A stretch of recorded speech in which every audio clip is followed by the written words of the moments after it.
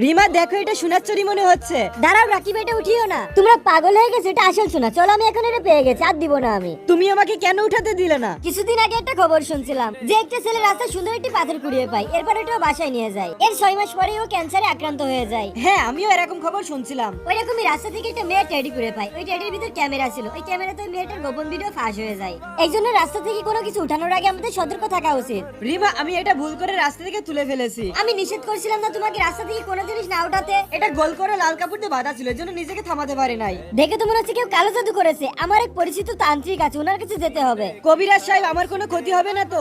এখন আর কিছুই করা সম্ভব না। কোনো না কোনো তো উপায় আছে, বলুন প্লিজ। হ্যাঁ, একটা উপায় আছে। এই যে থলিটা দিলাম, এই থলির ভিতর তোমাদের বাসার যত দামি জিনিস আছে সবকিছু ভরে রাখবা। এরপর তোমার বাসার সামনে যে ঘন জঙ্গলটা আছে ওর ভিতর সবথেকে উঁচু গাছের নিচে এই টাকা থলিটা রেখে দিয়ে আসবা।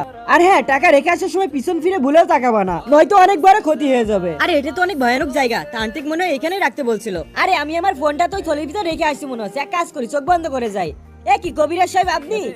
তোমাকে বলছিলাম না পিছন ঘুরে না তাকাতে।